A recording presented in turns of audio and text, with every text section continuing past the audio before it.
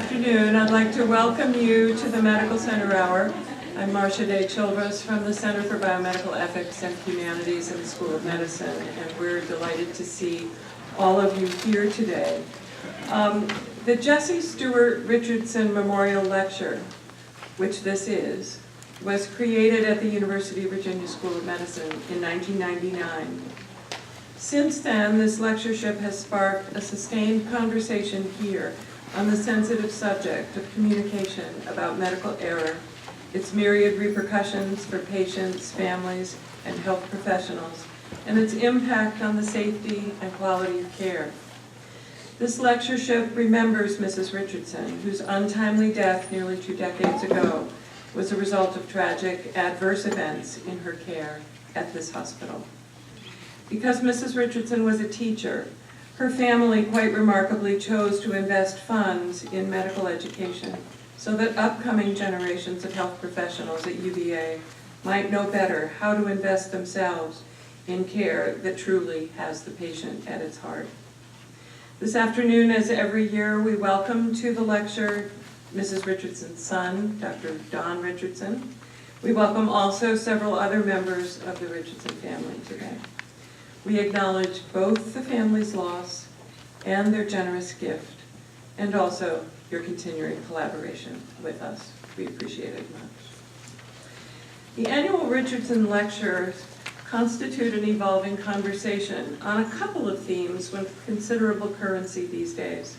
One theme, medical error in patient safety, has been addressed several times by leading experts. But another theme right from the start has been attention to the patient. This year's lecture extends the idea of the patient to encompass citizens and communities and to embrace a public health crisis, the opioid epidemic that is exacting a terrible toll on health, lives, safety, and individual and communal livelihood across Virginia.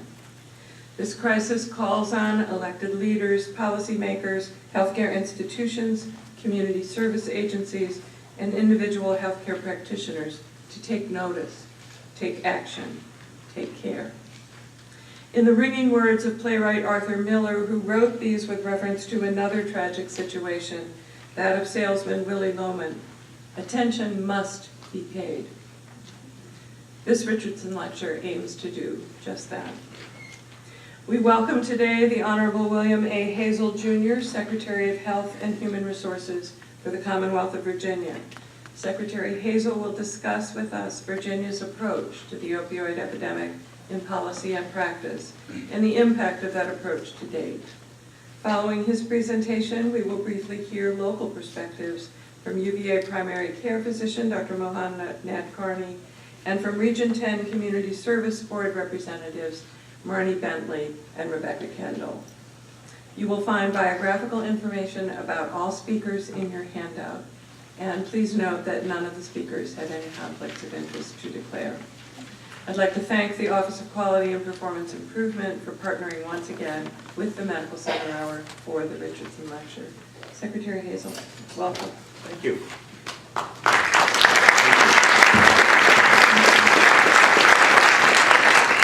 Well, good afternoon, all, and Doctor, thank you for being here to do this. We were speaking earlier, and what we're going to talk about today is this opioid epidemic is, in large part, iatrogenic. We did it. We did it because of compassion for people with pain, perhaps a little inattention to literature and studies, growing consumerism in healthcare, driving people to manage the pain, to avoid bad comments in media, and so forth. And then we were slow to pick up what was happening. We also did it because we believe in the patient-physician relationship, and we believe that our patients love us and always do what we tell them, right? Yeah, glad we got over that. So I'm an orthopedic surgeon by training. I practiced for 22 years before becoming secretary in 2010. And I can tell you that the education since then has really added to my understanding of all the things that I did wrong in this particular setting. So let's start. This is a map, 1999. Most will recognize the United States. And please notice these little red spots. These are death rates from opioid overdoses. This is 2004, this is CDC data. This is 2009. Red is bad. That's not a political statement. I just want you to know, it's not a political statement. Red is bad, okay? And then 2014, and you all did just what most audiences do. Oh, we should know this. Death rates from opioids. If you show this to a political science person, they might look at this and say, you know, that looks familiar. Any political scientist, doctor here? Some would say that resembles the Trump electoral map. And I don't mean that in a political way, but there is something about parts of the country where it just isn't working for people like they expect it to. And this has been referred to as a map of despair. We'll come back to that. So how does this impact Virginia? Well, this is a map of Virginia and environs in this. These are opioid prescribing rates. 2006, we don't have exact numbers, but look at the prescribing rates. And notice this area down here. This is West Virginia, Kentucky, Tennessee's here, North Carolina. Look there, and of course you'll pick yourselves out right here. And this is 2011, and look at the increase. Even after OxyContin, we were aware of problems, the rates are increasing. Unfortunately, we see a little turn by 2016, and we think some of that has leveled off. But when you look at what people die from in Virginia, this is the death rate from opioid overdose, prescription overdoses here. And look down here. It matches up. These are prescribed, legally prescribed medications that were either given in unprofessional fashion, dispensed unprofessionally, sold, just diverted, etc. And if you saw 60 Minutes on Sunday night, you probably saw another piece of the puzzle. I wish I could say it surprised me. I was telling Dr. Richardson, there are things you learn in this job, and if you remember, Toby Keith had a song back in the day, and the refrain was, I wish I didn't know now what I didn't know then, and I wish I didn't know how bad it was from what has happened in that industry. And this is the rest of the state. And why I show you this is because when we think about policy, we don't think about University of Virginia, we don't think about Charlottesville, we think about the state. And this isn't the same problem every place. And when you look at the country, it's not the same problem every place. And so when you're wondering, what on earth are those people in Richmond trying to do? We're trying to consider the whole picture, and that does make a difference. We're seeing a change in the drugs. Last year, we know of 1,133 deaths that were opioid related.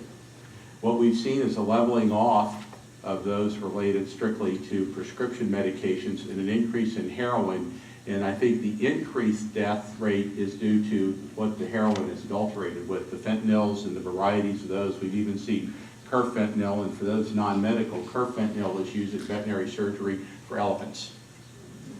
Carfentanil, when dusted on a police officer's jacket, will send them into overdose. We need to know these things very quickly. So you can see the rates changing, and we're on this year on a trajectory we think to surpass that year or last year, and you can see what is happening from this. Likewise, these are the total number of fatal doses. I wanted to go back. This is all drug overdoses. And it's important to note there are more here than this because we think of this as an opioid epidemic. It's an addiction problem. And the difference here is cocaine and benzodiazepines, methamphetamine. If you're in Galax, opioids what? It's methamphetamine still. So as we look at this and we sort of in policy take advantage of the opportunity to build a system to address it, you have to address addiction. Addiction has been with us. We've had alcohol and tobacco, and I would guess more people are dying today from alcohol-related issues and tobacco-related issues than opioid-related issues. But what's on 60 Minutes? It's opiates. So what we can do in the policy world is look at this and say, all right, how can we build something that fits? Because these drugs are changing. The drugs that are coming in now, if you saw the news last night, they've identified a guy in China that's selling fentanyl and it's delivered by UPS to your house. Okay, that's what's happening. And I would recommend, if you want a good history of the epidemic, there's a book called Dreamland by a guy named Sam Quinoni. Sam was a reporter, an investigative reporter for the LA Times, and He does not give me royalties for advertising this book, though he does owe me some. You can see the fentanyl and heroin ratios that have increased over time, and I'll just throw these up very quickly. But why this matters, and I think what we need to think of in a medical setting is what are we not picking up? And what are we not addressing as I become highly specialized as an orthopedic surgeon? And you can laugh at that, Dr. Richardson. He doesn't seem to think orthopedic surgeons are really that specialized, but I'm used to taking it, it's okay. But you look at this, and what we see here, hypertension. This is no mental illness and no drug, alcohol. And look at the number of people with hypertension who have a comorbidity, a co-occurring condition. And look at where we fit into either both drug or alcohol addiction. And you can see this for multiple diseases, and where that impacts us is look at the cost when these things overlap. Very significant. Now, asthma, COPD, congestive heart failure, coronary heart disease, diabetes, when you have mental illness or substance abuse of one type or another, the costs go up. And what is the rap that we have in healthcare? We're too expensive. That is the underlying dynamic that will drive policy for the years to come. We are too expensive. We spend 18% of our gross domestic product on healthcare.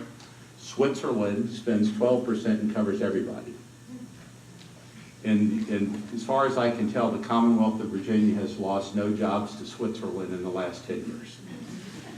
That is where we play into this and why we have to begin to address these issues more aggressively than we have in the past. And just for kicks, I've thrown in another slide that shows the place where I think we might be missing the boat a little bit. This is from Ben Miller. Ben's at the Farley Center at the University of Colorado. He's a psychologist, and he's done work with integrating behavioral health into physical medicine, which is what we need to reconnect the brain with the body. When the orthopedist doesn't do that, of course they say the orthopedist brain isn't connected to begin with, doctor, I'm sorry, but when you don't do that, you treat the pain in the knee and forget about the addiction problem or the mental illness or the other problems that go on with the patient. So we have to bring those back in. But this suicide rate, and I showed you the map of despair, there are other things going on here that we need to also take into account, and those are social determinants. Is everyone here familiar with the term social determinants of health? Raise your hand if you are. Okay. So what social determinants of health say is that there are things that happen in your environment. Your genetics account for some of your health. What happens to you determines how your genes express themselves and other trauma that occurs. We know children exposed to certain conditions will have physical changes in the brain, leads to behavioral changes, leads to physical illness later in life. We've known this in medicine for 25 or 30 years in the pediatric world. So we have to realize this, and if you don't believe in social determinants of health, you believe in social determinants of life. And I've had people in audiences say no, and I'm going to tell you, I'm going to show you, and you will forget this, 2 4-year-old boys. This little boy is from the west end of Richmond. This little boy is from Gilpin Court, which is the public project in Richmond. They're 4 years old. I'm not going to tell you any more than that. Can you take, just by that information, how life is going to turn out for each of these kids? You already know what they look like, and you already judged that. So these things matter. These things matter, and we have to be conscious of it. So what are we doing about this epidemic at the state level? And I typically think of this in 5 buckets. And the first bucket is harm reduction. As long as people cannot access treatment because it's not available, they can't afford it, or they're not ready to accept treatment, there will be harm. Then we have to make treatment available. We've got to think about prevention, and we have some issues with culture change. And so what we've done, clearly we've made naloxone more available, trying to save the lives. You can't help someone who's dead. We have looked at syringe exchange around the issue of hepatitis, HIV, and endocarditis, which is increased and is endemic in areas where a needle exchange is occurring. We have seen an increase in the number of children coming into foster care due to addiction. That's foster care is in one of my agencies, and so we see that leading cause of family disruption. We see the neonatal abstinence babies, which cost $60,000, $70,000 a pop before they even leave the hospital. And who pays for all that? Now, this is the call and response portion of the sermon. Okay? So I'll give you a little trick. When I say who pays, you all say we all do. Okay, so who pays? Yeah. We all do. And the reason we do is because if these people don't have jobs and aren't earning income, and they're coming in here to the University of Virginia for health care, it's still not free, is it? We all pay. Hold that thought. Hold that thought. Because then we have the crime and the folks who get picked up and they go to jail. And we have the unemployment and lack of productivity, and all of these things are the harm. And unfortunately, Carolyn, I can't measure the harm in a community. I can't quantify it. So when you go to the lawmakers and say, we need to expand coverage and we need payment for this, but it costs $1,500 per person or month at Region 10 to get MAT, and I say, but how much does it cost to do nothing? That's the value equation we need to think through as we look at this. Treatment does work.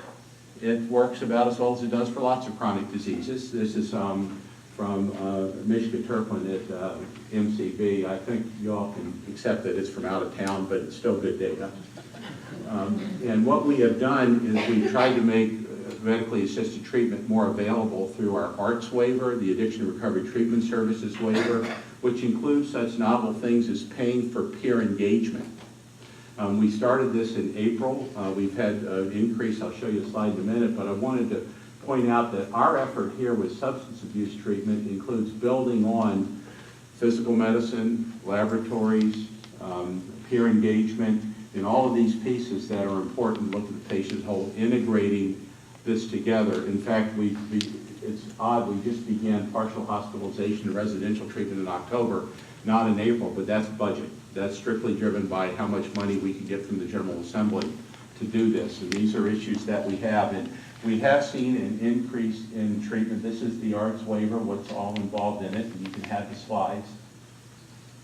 And we've seen a significant increase in the availability of treatment. Now, it's not perfect. I understand, well, rumor has it there is not quite enough of it in Charlottesville, but we're working on that.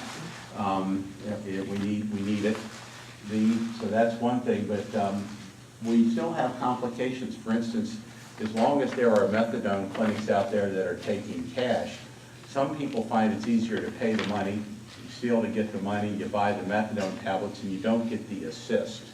And the assist is the key word in medically assisted treatment. It's the social supports, and the wraparound is just like AA and NA and these other groups that help people stay in recovery. Without it, it doesn't work for most people. So it's important to recognize that. So we think about prevention, and this raises the hackles of a lot of physicians, but we are the ones that have poured the pills out. Some of it are really bad guys that need to be taken out of the profession, and some of us are really good people trying to manage pain in the best way we know how to do, and pills are still getting into the system and diverted. Rarely do I leave an audience that talking about this, if someone said, I went to the doctor and I got 50 of these and I took 2, what do I do with the other 48? These are things we have not paid attention to, and these pills are out there on the street. An aha moment for me was we had a pharmacist come in and said, you know, when people die in hospice, sometimes they haven't filled the whole prescription, and after they're dead, their family comes in to get the rest of it. I mean, you know that happens? We don't think about that. Good people, we don't think people do this, but they do. And that gets diverted. And when your brain is overtaken by addiction, Sam, the author of the book, says it's like, this is the classic American problem. It's the overwhelming urge to find a product that will solve life's problems. And that product for these people who are addicted is opioids. And that's what we're up against here. We put in prescribing regulations following the CDC guidelines. We have put in some requirements about utilizing the prescription monitoring program. And last year, the Medicaid program did something unique. We put in a pre-authorization requirement for opioids, but we dropped the requirements on things like lidocaine patches and Neurontin and so forth that are alternatives. And look what happened. We saw a decrease in the number of pills going out with only a slight decrease in the number of prescriptions written. We think that is better prescribing, and we would hope that's what this indicates. The impact of the regulations that went into effect in January, modeling the CDC guidelines, significant reductions in the morphine milligram equivalents that are going out in 3 months. So those who think government is hopeless and doesn't work, you may say we shouldn't do this, and there is risk, because people are still addicted if they're not in treatment, and if they don't get their narcotics, they go to the street, and nothing on the street is FDA approved, and they don't know the fentanyl is in it, and they take it and they die. That's the risk we're running as we try to balance this treatment prevention paradigm going forward. But the morphine milligram equivalence has gone down. This is, you have to look at this, the number of prescriptions written down. I have to catch up with my slides here. The doses dispensed by drug type, and notice that they're tranquilizer, stimulants, and sedatives are all here, and they all play a part in this, and so we think we're getting the effect. This is buprenorphine prescriptions and Subutex monoproduct. The monoproduct is abused down in Southwest Virginia, where you saw that aberrant pattern. The judges there do not want medically assisted treatment in drug courts because the people are often arrested because they are breaking and entering to get the monoproduct. And we're telling everybody you don't get high from it. Their experience is it's different. It's different in different parts of the state. So we put this in last year, and you can see, we can see that the monoproduct has dropped and the buprenorphine has increased. So we think we're making progress, and we're following that data very closely. And those regs should be permanent final regs at the end of next year, but the emergency regs are in place. The next area that I will get into just briefly is we continue to work with law enforcement. This is a multidisciplinary attack. We have a management structure that the Secretary of Public Safety and I oversee that brings all the agencies engaged in the opioid epidemic together, and we are trying to line. The biggest issue is information sharing. There are rules. Every agency has different rules. Some of them are federal, some are state, that prohibit us from sharing information. So we're working really hard to break down some of those barriers going forward, so we can get to communities more quickly, we can position resources more quickly, and we can chase the bad guys more aggressively. The next area that we talk about is really culture change, and there are 3 pieces to this, and one is dealing with the perception that prescription drugs are not harmful. Kids get these things out of the medicine cabinets, they take them. You've heard of the pill parties on Friday nights and things like that. Legal and safe are not the same thing.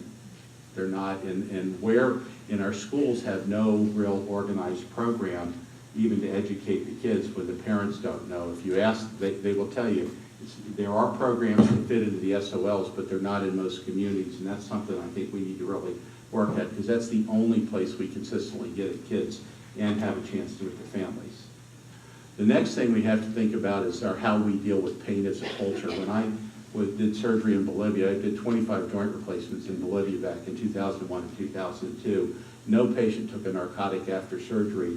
And interestingly, I don't think any one of them had any opioid-induced constipation, not one. All right, so, but they got up, they didn't have fevers, it was hard to say it's a real study, language difficulties, cultural difficulties, but I'm telling these people got up and moved and went home and didn't have the problems that we see typically. It changed my approach to how I dealt with, but there are cultural issues around pain that people think we need narcotics, and we don't. There are other alternatives. There's still more research to be done, and there still is a place for narcotics. There's no doubt about it in my mind, but we have to be judicious and think carefully about how we use it as any other medication.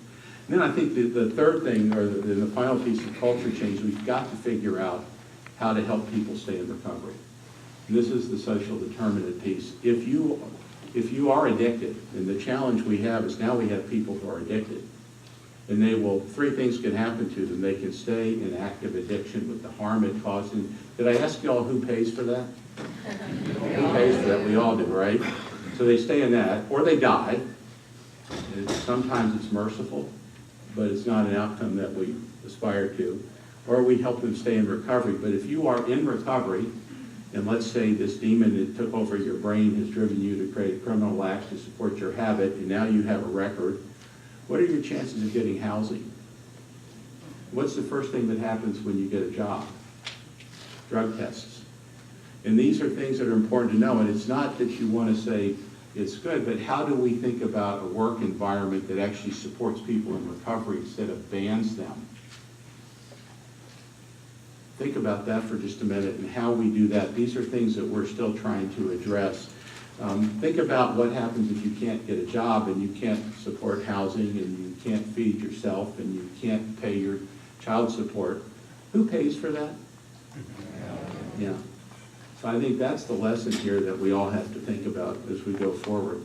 I will point out one other thing. We do have, we were assigned by the General Assembly to create a curriculum around pain management and opioid dispensing. Department of Health Professions, David Brown has led that effort for us. A lot of the universities and different groups have been involved, but we've taken the medical professions, nursing professions, the prescribing professions, and created a curriculum. And now we're socializing that with the non-prescribing professions, psychology, social work, and so forth, because we want at least some common understanding in all of our areas of intervention. I mentioned the social determinants of health earlier. I won't come back to this. I will tell you that there's some evidence that there are factors at play that can protect. We think about trauma in a term. As an orthopedic surgeon, trauma was when the linebacker hit the quarterback.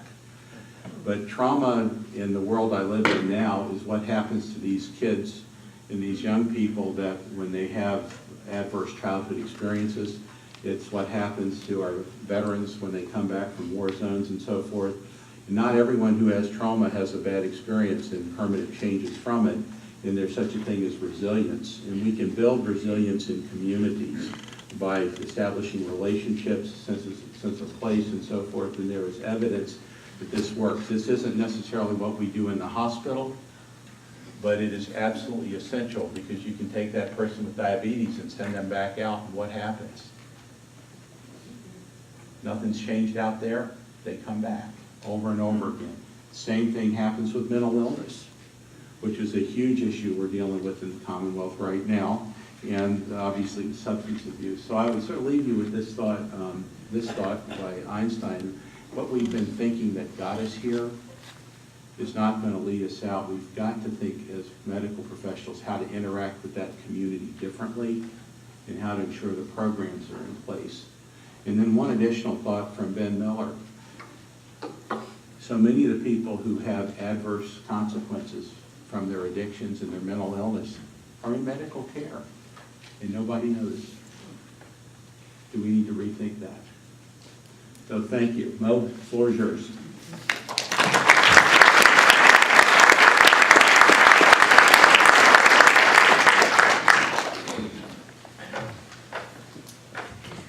Well, first of all, thank you very much, Marcia. Thank you, Secretary Hazel, and thank you to the Richardson family for sponsoring this program. When Marcia first asked me to sort of gather my thoughts from the perspective of a primary care physician, I actually found it very, very cathartic. In fact, you'll probably see from my remarks that I'm very conflicted. In fact, I wore this tie, if you can't see it, it's the screen, because of that sort of the conflict that develops. And in fact, it's so conflicting that I also wore the screen as well. So I first start by asking you... There's probably medicine for that. So I start by asking you, who in the audience has ever used a single pill or shot of opiate, perhaps in the setting of some acute injury or surgery? Raise your hand if it's ever happened. For me, I had an ACL repair in med school. The anesthesia started wearing off. I got a 2 milligram shot of morphine. The pain was gone. And then, who among you has, or actually looking at the age of the audience, who has not had low back pain? And sometimes that sort of gripping pain. Since this morning? Since this morning. That sort of gripping pain that keeps you from rising, that only sort of goes away with some acute pain therapy such as Vicodin. And then I'd ask you, if you feel comfortable, how many of you in the audience have ever struggled yourself with addiction or have had someone with addiction touch your life? And if you look around, I think you'll see that there are more than a few hands. So opiates are now cast sort of as the ultimate evil, just as they were cast as pure salvation when I was training in the 1990s. As Dr. Hazel mentioned, the mantra was pain is the enemy, and pain was the fifth vital sign, and we needed to take care of pain no matter what. Well, we now like to think that caring for opiate-addicted patients and the approach to opiate therapy is pretty simple. Well, it's simple, but it ain't simple. The interplay between chronic pain and addiction is one of the most mind-bending conundrums that a primary physician can face. Now, sometimes it's really simple. Like when one of my opiate contract patients had a positive urine test for marijuana, I had to call her up, report the results. She said, no, that's impossible, I couldn't be positive for marijuana. The person I bought that urine from said that there was not had used in 2 months. So that's a simple decision. There we stop the opiates. But sometimes it's not so simple. When the chaos of someone's life combined with nagging chronic pain and severe anxiety and cries of anguish merge with a physician's need to help a suffering patient.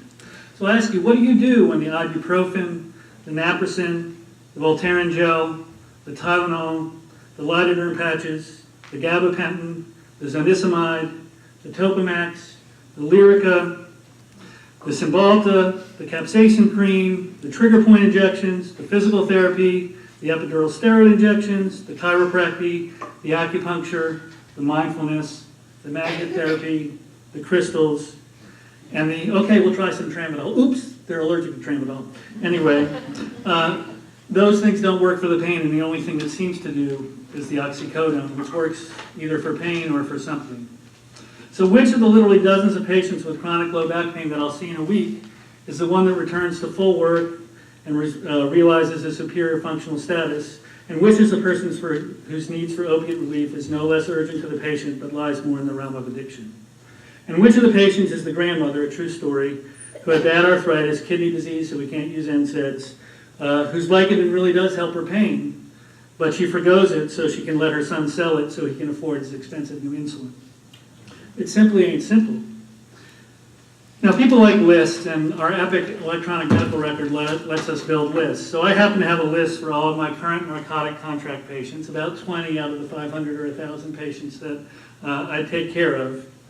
And I reviewed my own list, and I found about 15 patients like Mr. T. Not the, I pity the fool, Mr. T. But he's an 80-year-old, soft-spoken African-American man I first started caring for about 20 years ago. And as his arthritis has progressed, he now comes in for about 90 oxycodone pills every 3 or 4 months, and is proud that at age 80, with the occasional help of the pill before he plays, that he's able to bowl an average age of 200. But then, looking at the list, I also found about 5 to 8 what I would consider sort of borderline patients who I had this nagging sense in my gut were using for reasons other than or in addition to their chronic pain. And then there are the ones on the list whose names you dread to see when they're on the schedule for the next day. For instance, the woman who survived 80% burns on her body as a young adult, lost her leg to infection 3 years later, requiring an amputation, but has chronic reinfections of her leg stump, chronic pain in her leg, and she comes back to you having been provided high-dose opiates for 2 years that were started elsewhere. And she tells you that she continues to suffer. And by the way, she was raped when she was 12 by a relative. You know she's in pain, but you also know that she's been escalating her oxycodone use. You try to taper the drug, but she comes to you in tears begging you not to let me suffer anymore. Have you no heart? Aren't you supposed to treat pain? Haven't I suffered enough? What do you do then? And it doesn't even end there. You look at another list, mine called Nadkarni former contract patients. You chuckle over the one who had the fake urine, but you notice that most of those patients who had inappropriate contract med screens are simply gone from the practice, not having taken up your offer for connecting them with some sort of substance abuse treatment and not receiving health care that they need. And it doesn't even end there. You look down the list further, and you look after 25 years, and you see the names of those 6 folks you treated, only to lose them to some sort of sudden death, and you'll never ever really be sure whether it was that compassionate care with opiates you provided that sent them to their death. And it sticks with you. Now, I have to say there's sort of a certain amount of relief that occurs when a urine drug screen comes back positive for cocaine. No moral dilemma there. It's not like the guy who I had who was sort of totally straight for 10 years, but just got back from Colorado a week ago, claims he was just at a party where there's a lot of marijuana smoke around. Should I take him off opiates or not when he tests positive? But you think cocaine's positive. Now I can finally fire this patient from the contract. How wonderful, how glorious, another patient I can take off opiates. The problem is, if you really want to treat the patient, you really need to get them into addiction therapy, and that's what's difficult. It's really the hardest part of taking care of the patients who do have the addiction. We really need to do more to stop than just stop the opioid contract. We really need to provide seamless treatment for patients. And I'm really pleased to see that Dr. Hazel and DMAS are encouraging addiction therapy for Medicaid patients. And it certainly will take enhancements in reimbursements and a whole lot of other things to combat the pernicious plague that is addiction. But the fact is, access to substance abuse care is woefully inadequate in our community now, in our hospital, and across the nation. It makes you think of the Little League baseball player you coached at age 10, whose parents desperately call you 12 years later seeking an immediate visit because of his dependencies developed after he got treated for an accident with neck pain and chronic headaches. They want him to have medical therapy, but he can't afford the methadone maintenance clinic price of about $700 a month, nor the higher prices of the 3 local practices which provide Suboxone therapy.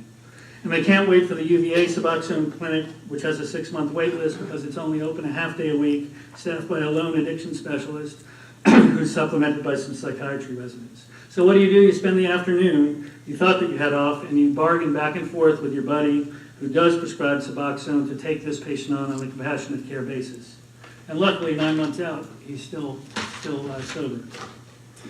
Or you take the case of the 30-year-old woman with severe depression after losing her young infant, who ended up turning to heroin to ease the pain, who on and off for the last 5 years has been intermittently using and then asking for help, trying to get methadone, going back to using. And just 2 weeks ago at UMA Clinic, I saw her with a resident who had been trying to get her into a therapy.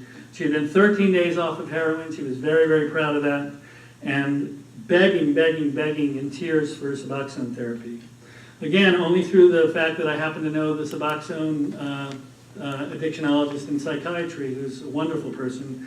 I was able to get her paged, and we ended up getting her an intake appointment after 2 weeks. But that was only because there was a special page, and she happened to answer a page. There happened to be maybe one opening 2 weeks later.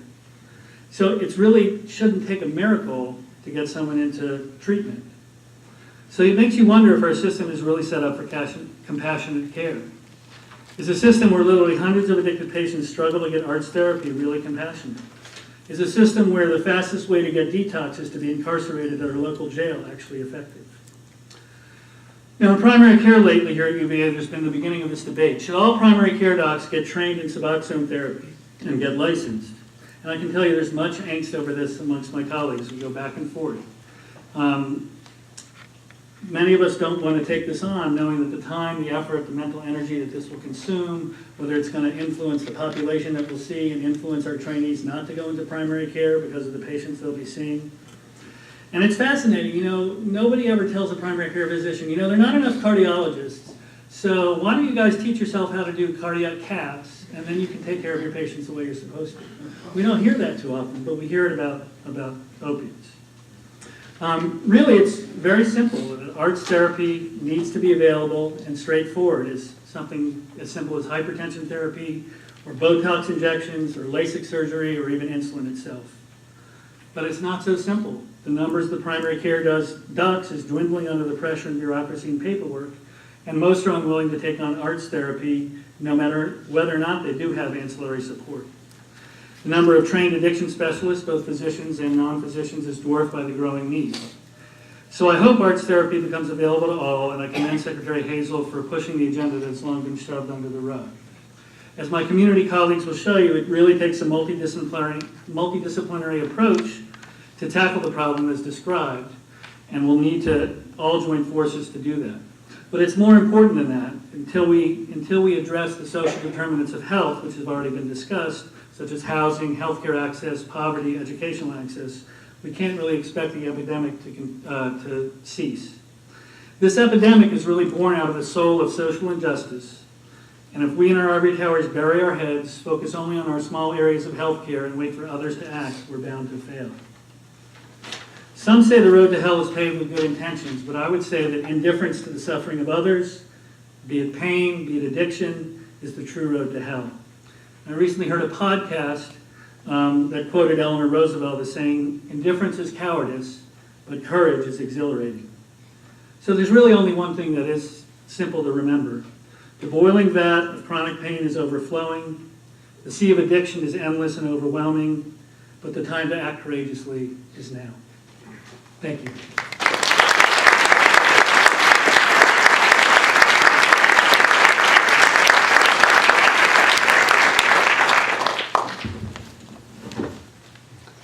Thank you. Thanks for inviting us. I'm Marny Bentley with Region 10. And I was asked to talk a little bit about Region 10's implementation of the arts program and our services. So as you can see, and as we've heard today already, the opioid epidemic, we're seeing that as individuals are coming through our doors. We're seeing the demand rise dramatically over the last 4 years, 4 or 5 years. And so we're trying to meet that demand. Prior to the arts implementation in April, an individual coming through our doors with opioid use disorder would have been offered our intensive outpatient groups, which is about 9 hours a week of group therapy, along with individual therapy with that. We actually had to expand that in the fall of 2016, even prior to the arts implementation, due to the demand that we were seeing even then coming through our doors. So we more than doubled our capacity in that realm before that. The reimbursement rates for that prior to arts were quite low, not meeting the cost of the service. As you can imagine, 9 hours a week of clinical time is great. Before arts, the medication-assisted treatment was through private pay. So they would be paying upwards of $700 to $1,500 a month if they wanted to receive medication-assisted treatment prior to arts implementation. So for many, that was out of reach.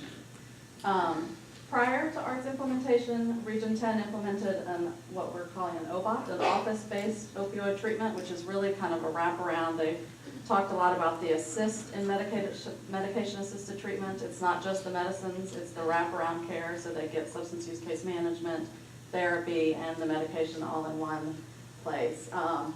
IOP reimbursement rates increased dramatically with the arts implementation.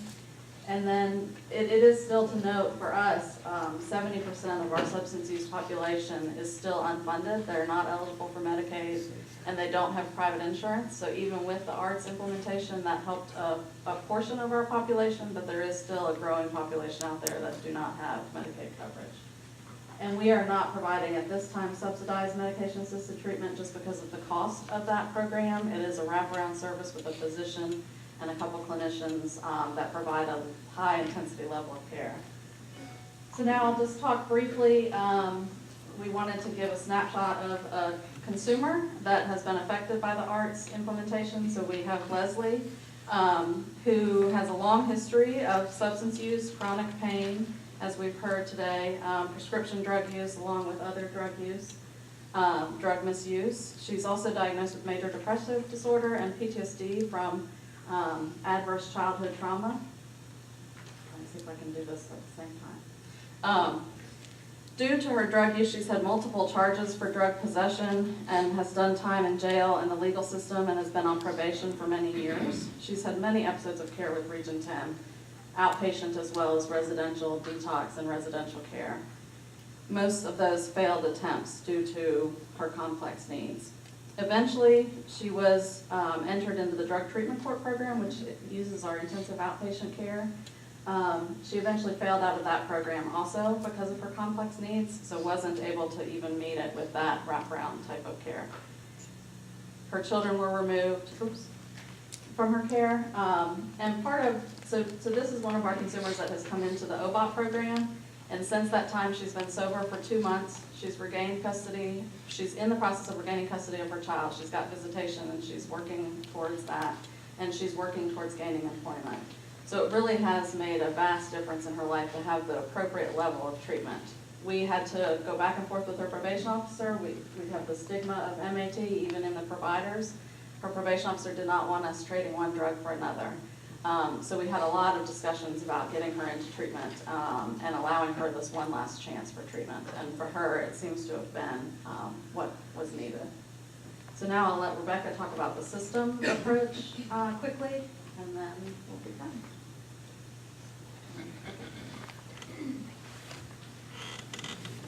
So as you can see from this story about our client Leslie, as well as Dr. Hazel's presentation and Mo's presentation, it's a complex issue, and there's lots of pieces to the opioid puzzle.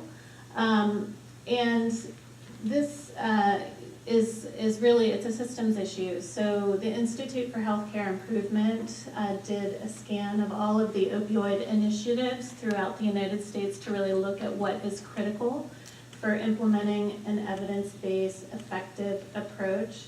And what was found is that a systems approach is really what is required. So there's supply issues, what are the prescription rates, how are prescriptions being made, there's diversion issues within that. There's public awareness about opioids, there's how do you manage the opioid dependent population, and then there's access to treatment. We've heard about all of these things today. So we just wanted to share a little bit more. So Region 10 is providing medication-assisted treatment to a segment of our population currently, since we do not have the resources for folks that are uninsured. But in addition, Region 10 and the Community Mental Health and Wellness Coalition are also working on a number of the other drivers of the opioid epidemic. So we wanted to be sure to talk to you a little bit about some of those local efforts and what we're doing here today. So we have a small prevention grant that we're working to help promote awareness around safe drug storage and safe drug disposal. Very happy to be looking forward to a drug disposal site here that's coming. We also have information about sites in outlying counties. So there's a handout up on the table on the way in. Hopefully some of you were able to grab it. So really that public awareness, raising awareness around stigma issues. We're doing a storytelling campaign, helping to spread the word. CDC is really incredible storytelling segments that they've already developed. Doing family education, working with family members of folks who are impacted by opioids, and that might be through Revive training for administering Narcan, how do family members know how to help support loved ones and be able to provide overdose reversal in case of an emergency. And then looking for expanded treatment options to help serve the uninsured. And we are going to be doing regular Revive Train the Trainers here through Region 10. So lastly, just wanted to share an information and referral resource for the community. This is the Help Happens Here campaign and website. And so there's a it's not a 24-hour line, but it's staffed 9 to 4 by trained navigators that can help providers as well as community members identify local resources. There's an MAT, Medication Assisted Treatment Finder resource on there as well, so that if you have patients who are from out of the area and don't know local resources, there's SAMHSA has a website to help find medication assisted treatment providers in other communities. So that's all I have. Thank you.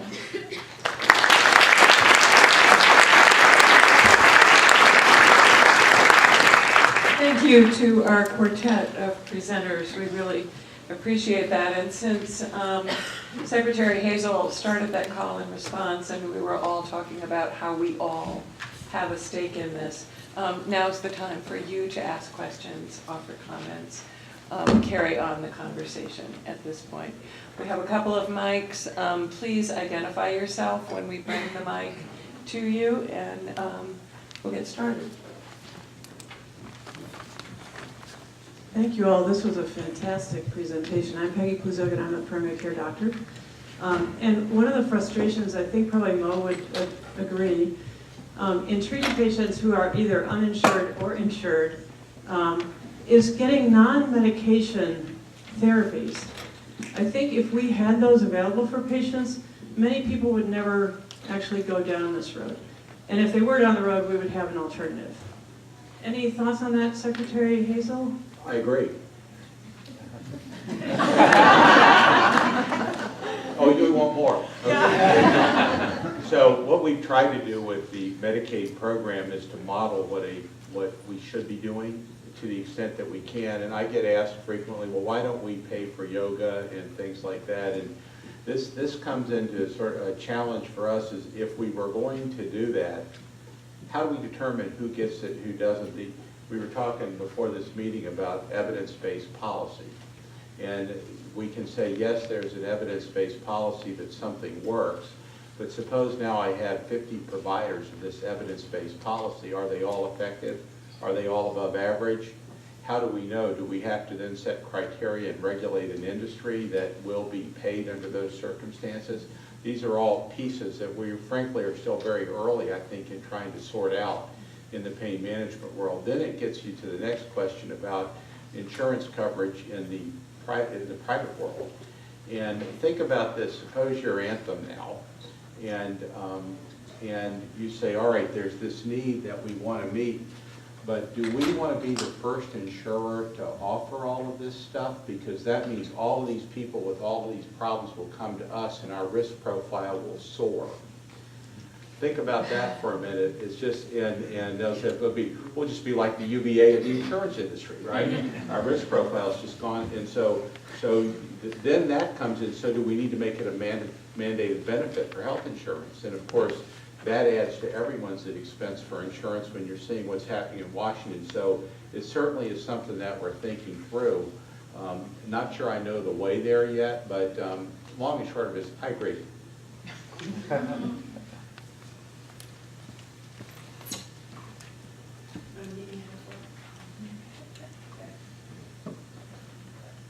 Hi, Kim Meckman from the UMA Clinic, and I work with Mohan Nadkarni and Peggy Pluzogan. Keep working with him, he needs the help. Oh. Well, I have one question though, is with the 70% of patients that are uninsured that have substance use disorders, what are we doing for them? That's a good question. I don't think it would be any surprise here that I've been an advocate for expanding Medicaid. The problem with the arts waiver is that 90% of the people who need it don't have it. That's the problem. And it is in the realm of politics. This is politics right now, and you see what's going on in Washington. I had hoped that we would find out that Medicaid expansion was here to stay and we would go ahead and get it done in Virginia. I think the next alternative to that, a couple of years ago when we were looking at potential, what do we do? We had some money that had been appropriated that we decided to use for mental illness, and that's the GAP program I referenced in the slide, which is medications, labs, and doctor visits for people with mental health. I think we could, if they won't expand Medicaid, I think one of our options is to increase the number of diagnoses that fit the gap. That coverage went up to 100% of the federal poverty level effective October 1, so you've hardly seen the beginning of that.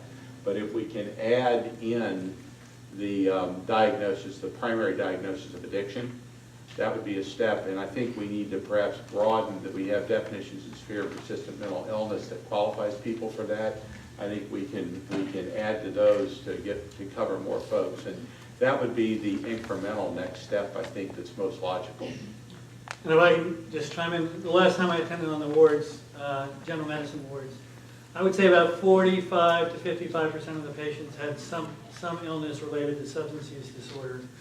And if we think that we're saving money by not treating uninsured patients and letting them get into the hospital where we've got it totally backwards. Who pays? We all do. Yeah, okay, good. So figuring out that, I think, is huge. I'm trying to be funny with that. If you don't try to make some fun along this, it gets awfully depressing. But the truth is, society pays. We pay it in human cost, and we pay for it in fiscal cost. And at some point, I can't explain it to legislators. It needs more people than me to explain to legislators. But we can't win against this. It's not going to be quick no matter what we do, but we've got to recognize the value equation for this treatment, the $700 a month, is not against nothing. It's against the cost that we are incurring in law enforcement, and jails, and neonatal abstinence, and family disruption, and infectious diseases, and the list goes on and on. And I will say, just for Region 10, we do serve those that are uninsured. The only program that's not open to them is the MAT, but we do serve them in a sliding fee scale for all of our non-medication related services, so that there is services for them. Hi, my name is Gabrielle Marzani. Thank you very much for that presentation. I will tell you I was actually trained by Mohan Nadkarni and Peggy Kluzingan. I did internal medicine. There's still hope, don't worry. As well as Region 10. I'm an HIV psychiatrist, and I've been an HIV psychiatrist since 1999. One of the things that I have noticed recently is that a number of my patients cannot be on Suboxone because they're on too much methadone. So, you can only go on to Suboxone if you're on less than 30 milligrams of methadone. And one of the things I sort of thought about was the fact that there's just a group of people who will never meet that that will not be able to go into Suboxone. One of the other things I was thinking about is the fact that there's so many patients who have so much anxiety about pain, and in fact there's something called the pain catastrophe scale that Jim Ray, who was one of our pharmacists here, taught us about, and that you can actually sometimes predict who's going to use or abuse medicine based on that scale.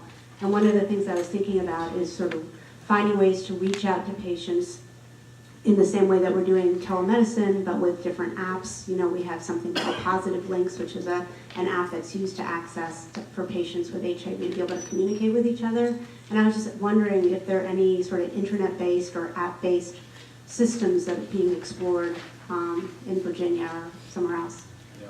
So the second question first, I'm not sure about the app-based systems. I mean, there are all kinds of apps for everything. But being of a certain age, I'm not as big and familiar with all of the apps as other people are. In fact, we just had a hackathon recently to try to bring in teams from various universities. UVA participated to develop apps that would be useful, but we can check that out. The Subutex question is interesting. When we were faced last year with legislation that would put the prescription regulations for Subutex, Suboxone, pain management in code. When things are in code, that means the police come to your door, and if you break the law, you get arrested. We didn't think, and code is very hard to change. Ask Sally Barber here. Getting code changed is really hard. So we sort of made a deal with the legislature that we were going to be very aggressive in creating regulations that the board manages. Now, the good news about being under the Board of Medicine is there's a recognition that there are exceptions. If you document what you're doing, you'll be okay, right? But the board is complaint driven, so we won't know. I hear a lot of judges say, well, we know this guy's out there selling this stuff. Why don't you report him? And then we can do something. But it has to have a complaint, so you need to get the complaint in the system. Now, what's interesting is we went through a couple months of open public hearing, and not one person mentioned a Subutex allergy or anything like that. As soon as the regs went in on like February 22nd, we had a flood of mail about the allergies. It was like a new disease was invented at the time that regulation went in. It's amazing how that happened.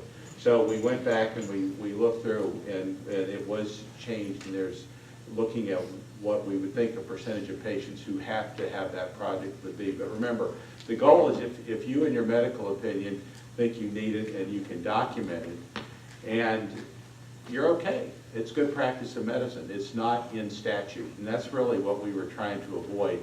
And that will evolve as the science evolves. I'm afraid our hour has evolved and come to an end, but please join me again in thanking Secretary Hazel, Dr. Nadkarni,